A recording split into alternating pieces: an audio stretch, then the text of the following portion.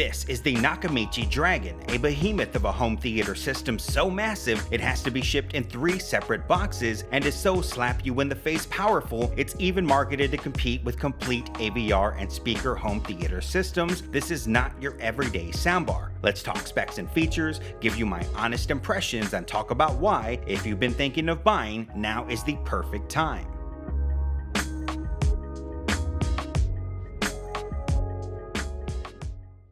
You can get the Dragon in 3 configurations, with 2 dual opposing 8-inch subs at 3000 watts, with dual 12-inch subs at 3500 watts, and with quad 12-inch subs at 5000 watts. Today I'll be giving my thoughts on the dual opposing 8-inch version, which is the most affordable in the range. The main unit has a massive 58-inch 32-pound stainless steel chassis and has to be one of the biggest, heftiest soundbar-like bodies on the market. Now, I've seen some confusion on whether the body is in fact stainless steel or plastic, and as far as my unit goes, the entire front, sides, and top of the unit, basically everywhere you see a grill, are stainless steel, with the back and the bottom appearing to be made of plastic. Now, one of the first things you'll notice on the front are the 3 1.5-inch ribbon style air motion transformer or AMT tweeters that remind me very much of my old Atom Audio A7V tweeters, and if those are anything to go by, should deliver a super accurate audio image with pristine clarity.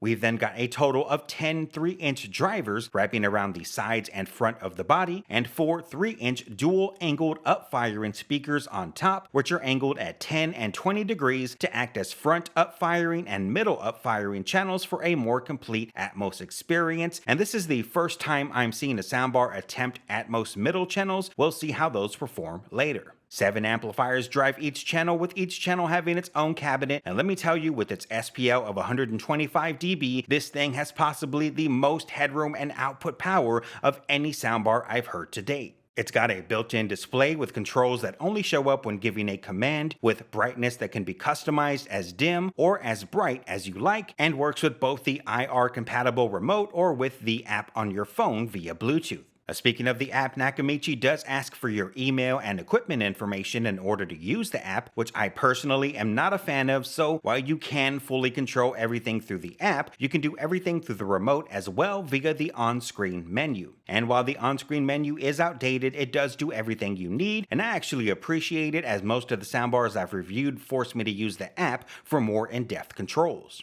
Let's move on to the 2 OmniMotion wireless surrounds, which feature a unique 3-direction design, with 1 3-inch up-firing driver acting as a rear Atmos channel, which makes this the first soundbar I've personally had that has a total of 6 up-firing speakers, creating a front, middle, and rear Atmos channel. Kudos on the innovation. We then have 2 sets featuring more of those AMT tweeters, and 2 3.5-inch drivers, with 1 set facing the side and 1 facing the rear to help create a 360-degree sound bubble. It will take some experimentation to get it right, more on that in a bit. It doesn't end there, as the top Atmos channel speakers feature what Nakamichi calls a perfect height mechanism, which simply allows you to turn the direction of the up-firing speaker so it's facing your seated position. All 6 up-firing channels combine to deliver adaptive height dispersion technology, which are basically presets you can use to tailor the sound. I can't say I've noticed much of a difference in my experience, and just keep it set on max.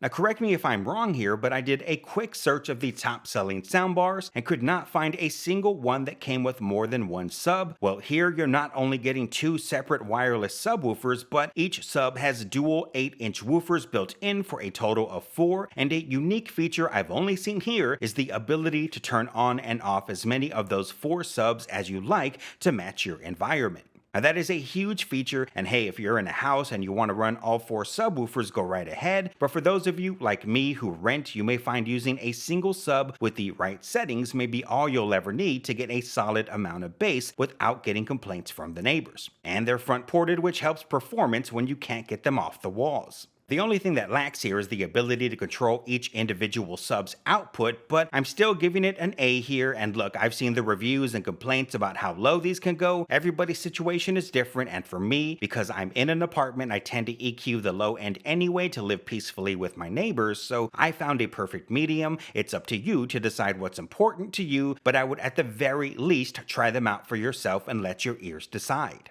You get Nakamichi's Pro Cinema Surround Engine, which delivers Dolby Atmos and DTS:X Pro, Dolby Vision Pass-Through, HDR10, and video upscaling, and for you gamers out there, all 4 HDMI ports are 2.1 for 4K 120Hz, variable refresh rate, and auto low latency mode compatibility for your consoles. One thing the Dragon gets right that no other soundbar delivers is the sheer output power that makes jump scares that much more intense and makes action scenes have more loudness, energy, and clarity than the competition. Now, most soundbars come with some sort of dialogue enhancer, and in my experience, it's a real problem in the soundbar world as dialogue is often hard to hear or too low without those enhancers, and then the majority of the time those enhancers can cut out some of the mids, leading to a lackluster image. Not here, the Dragon has no dialogue enhancer, and it has no need for one as the dialogue and everything that comes across the mids and higher frequencies are crystal clear and full of energy, which once again are most likely due to the raw output power the Dragon has. A typical feature you'll find on most soundbars is some sort of auto calibration feature where you can simply connect everything once it's in position and run the calibration to measure your environment, which optimizes settings on your soundbar. Well, you won't find that here, and while it requires a bit more work, you'll absolutely want to take the time to do a manual calibration by going into the calibration menu,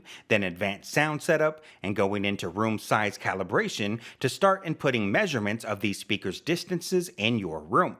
But that's just the starting point. I would next find whatever movie you feel like you know inside and out how it should sound, and start playing around with the volume level calibration settings until you get things as close as possible. Put a strong focus on getting the rear speakers level matched with the main unit in both quiet and louder moments, and then last I would start playing around with the subs and determine how many subs you want active and set your bass level to find that perfect sweet spot. So yes, it's a lot more work than simply hitting a calibration button and letting the Dragon do the rest, but it's absolutely worth it and essential if you're investing into this environment. You get the most bang for your buck. Just expect to dial in those settings, then watch some content, dial in some more, repeat the process. It honestly might take a few days before you're 100% happy with it, but it's necessary. So, how did it perform? Well, we caught Game 1 of the World Series, and once you've got those surrounds properly placed and dialed in, you'll hear clapping and cheering coming from all around you, really hearing that bubble making you feel like you're at the game. I, of course, had to watch my favorite demo movie, Infinity War, and the whole experience from the beginning destruction of the Asgardian ship to Thanos' smile of victory at the end was nothing short of fantastic. It's just one of those movies that's mixed so well you've got to watch it at least once anytime you've got a new system. The intro scene in particular, where Thanos sets the Space Stone into the Infinity Gauntlet and a power sound effect goes all around you from front to back, is a prime example of the capabilities the Dragon offers. I wanted to test those 6 up-firing Atmos speakers, so I watched both intro scenes to 6 Underground and Gravity, and while I could hear some separation, I can't say I really noticed the middle channel making a substantial difference. If anything, the surround rear channel shined the most, as there was a specific phrase Sandra Bullock said right before the chaos began, where the rear Atmos speaker really made its presence known, but that could be due to these speakers positioned right next to us. Up-firing speakers are going to be heavily dependent on your room, and you'll need a flat, low ceiling to get the most out of it since it relies so heavily on bouncing sound back down at you. There is a demo built into the soundbar, and be warned that should you activate it, it sets all your subs and settings to a really loud level, so if you have neighbors, do it at a respectable hour as it will shake your walls. Once you've done so, there's a specific playing demonstration that really shows off what the overhead channels can do and create that Atmos experience I didn't hear in those 2 movies, so getting the best experience will be dependent on the source.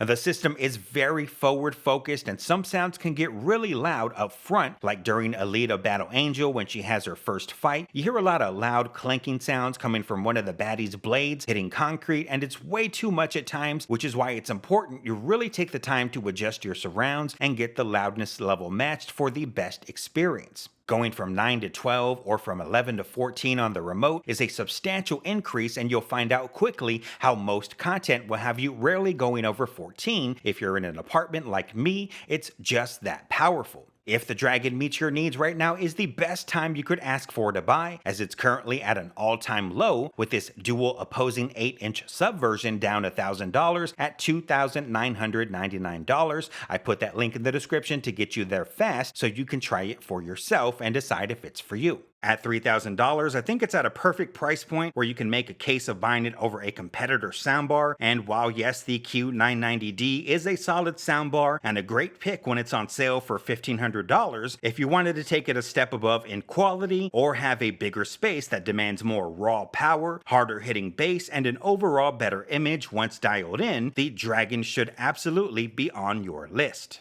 Now, because they're also targeting the AVR market, you have to ask, would I choose it over a full AVR and set of speakers? Well, that depends. If we're talking about my old entry-level Denon S760H and a $3,000 set of Polk Signature Series speakers, well, you could make an argument, but if we're talking about my current SVS Ultra Evolution setup with Denon X4800H receiver that comes in at around $8,500, maybe $9,000 for everything, then no, but we're talking about $3,000 versus almost $9,000, so it's priced where it should be. Now, let me know what you think of the Nakamichi Dragon, especially if you own one and want to share your experience. At the end of the day, dialing in those settings are key, and once you're done, dial in some more, at least for a few days, before finally settling and moving on. If you found this video helpful, consider hitting that subscribe button and notification bell, as I'll have plenty of home theater content coming your way. Thank you for watching. I'll see you next time.